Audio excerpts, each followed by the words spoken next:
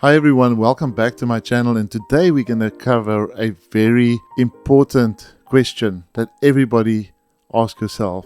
Have you ever lost a pet before? Or maybe you have a pet right now that you really love deeply inside your heart, and you ask yourself the question, will I ever see this pet again? Or maybe will I see this in heaven? That heartbreaking question keeps us all up at night. Our furry friends aren't just animals, they are family. And especially to me, my furry friends as well. Maybe I'll pop up a picture for you on my furry friends. They love us unconditionally. They bring joy to us in our darkest days and leave paw prints in our hearts forever. So today we will dive deep into the question, into mystery, and I will show you two mind-blowing near-death experiences, testimonies that point to the resounding question and the answer that you're looking for. Plus, we'll uncover what the Bible actually say about animals. Do they have souls or don't they have souls? And we will cover that at the end of this video. So stick around. This could change how you grieve and dream about eternity and about your special loved ones. If you are a pet lover, hit that like button and subscribe please, because I'm going to cover much more on my content and on this channel. So let's jump into this. So first off, let's talk about Robert Marshall. So he died very horrifically in the hospital, and he's got his story in, and I'll leave it link it to the description below so that you can actually view his full testimony. It's really awesome and amazing what he's talking about. And he's got the medical records in his book how he died, and even doctors didn't know and couldn't explain. He died a few times in this whole period. We were trying to revive him and all of those things, but he went and spoke to Jesus, and he walked with Jesus for a very long time, and he asked all the questions, and Jesus sent him back, gave him a new heart, gave him a new mind, a new brain, new organs, because he was clinically dead. And Jesus sent him back with this message to go speak about his experience in heaven, because Jesus wants people to know that he still actually heals people, and he's still the miraculous Jesus that he was 2,000 years ago. So I want to show you quickly a clip of Robert where he's talking about this. So let's jump into that. And I could still see my dad over there, and I saw my mom in the distance. I never went up and talked to her, but I'm standing here in the field, and I'm looking across this and just enjoying this, like this old familiar hug and warmth of fresh air and just total peace and calm and love, and just watching it and just going like, wow. And across the field come trotting 2 horses and 3 little dogs. And as I got up, I recognized the horses, and I recognized 2 of the dogs. I didn't know who the third one was, but the 2 horses, my wife and I had 2 horses. One was named Shakouche, the other one was named Shock, and our Nugget, she called Shakouche Shock. And they came up to me, and I looked at them, and I'm going like, wow. And even they, because we had to have them both put down because of old age and cancer and dementia, it was just humane. And they came up, and they were just happy as all get out and just joyful to see me. And the 3 little dogs there were the same way. You could just tell they were just happy. And I got another surprise. I'm going, wow, our pets are here. But then I got another surprise. You could actually, somehow, Jesus has worked it out that we could communicate with our pets. It's not like, hi, I'm Mr. Ed, the talking horse. I'm not talking about that. But there's a way that we actually communicate with them where they know what we're thinking, and I know what they're thinking. And you can actually have a conversation with them. And they were happy. They were happy that that we took them out of their misery and suffering. This is what we were communicating, and it was just unbelievable. They were just absolutely magnificent. And then the little dogs were there, and one little dog was Fudge 1, the other dog was Fudge 2. I didn't know the other name of the dog right away because I didn't know who that dog was. I thought it was just a hanger-on. I learned later on that dog's name was Annie. And it was a dog that my wife had before I even met her.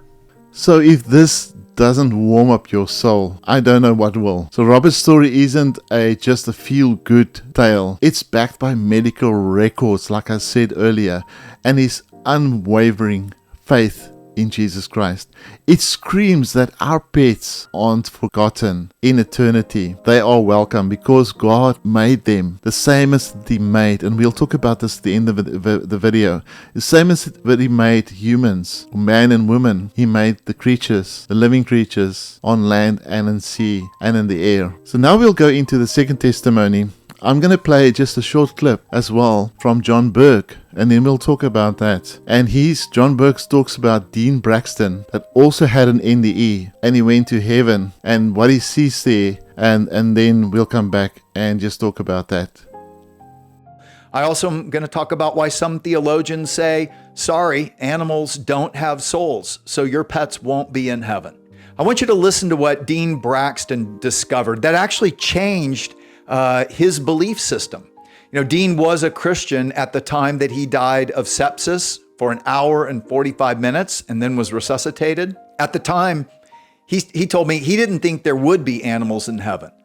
But listen to what he discovered. There was animals, peoples, everything you would have here on the planet in a sense of life. It's just that everything was alive. There was nothing dead, and everything was intelligent. It was past anything that I would believe that it would be like. I think what got me, there were so many creatures that I never knew that existed. I came back driven to look up in mostly underwater shows, those type of things, to see if I could see some of the creatures that they would see down in the deep that were there in heaven. I remember the first year or year and a half that was driven for me to try to find as many of those animals on this planet that were there in heaven. But they were more beautiful than you could imagine. There's no decay. There's no fear there. So if there was something that you were fearful on the planet with, you wouldn't be fearful of it. So in describing, there's bears there, there's lions there, there's sheep there. Everything you could think of that's on this planet is there too. John Burke he's investigated 1,500 near-death experiences. So he's got so much experience when it comes to these things. And there's still people out there, maybe you are one of them, that don't believe in near-death experiences. I've been investigating this now for probably about 3-4 years. I know it's not a lot. And I've also spoke to personal witnesses that saw it. I still need to get them onto video as well. But even Dean himself, he flatlined as well, and he was away for about 2 hours in 2006. But he didn't believe that pets would be in heaven until he got there. And you see what he said.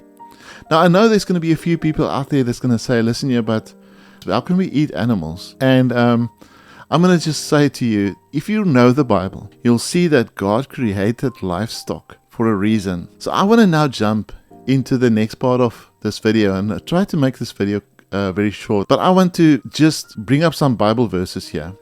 But let's look at Genesis 1 verse 20 to 25, where God creates the sea and the land creatures. And God said, let the waters teem with living creatures, and let the birds fly above the earth across the vault of the sky.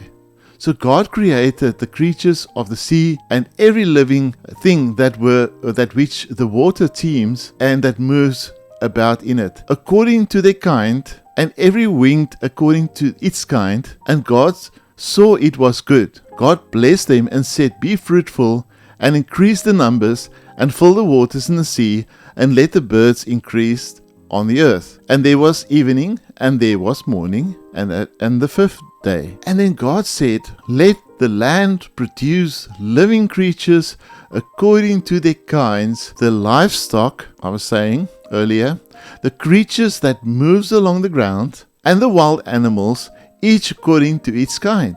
And it was good, and God made the wild animals according to their kinds, the living stock according to their kinds, and all the creatures that move along the ground according to their kinds. And God saw that it was good. Now let's look at when God in Genesis 2:7 created Adam and what he said while he was creating Adam. So then the Lord God formed a man from dust of the ground and breathed into his nostrils and breath of life. And the man became a living being, like the living creatures that we read earlier. So spot the connection here. So in Hebrew, if you go look at the word in Hebrew, and I'm going to probably butcher this word, it's Nefesh Chaya, literally meaning living soul or living spirit. Now, animals aren't soulless machines. When you look at the Hebrew word, when he created animals, in Hebrew, it's using the same word, Nefesh Chaya. And I'm going to bring it up on the screen so you know what I'm talking about. Like he created the man, Adam, he created the living beings, the living creatures and animals, exactly the same, with a soul. Let's quickly look at Psalms 36 verse 6. It echoes that God preserves both people and animals. Heaven, it's that Eden restored and its pets included. And I believe completely with my heart, with not just the testimonies or and also what the Bible is saying, that our pets will be in heaven. Now, isn't that wonderful? Now, if you really like this content and where we've gone with this, please like and subscribe. So love your animals because they love you unconditional. It doesn't matter if you have a dog or a cat or a horse or whatever your animal is. Love it because God created your animals. Thank you so much for listening and see you in the next one.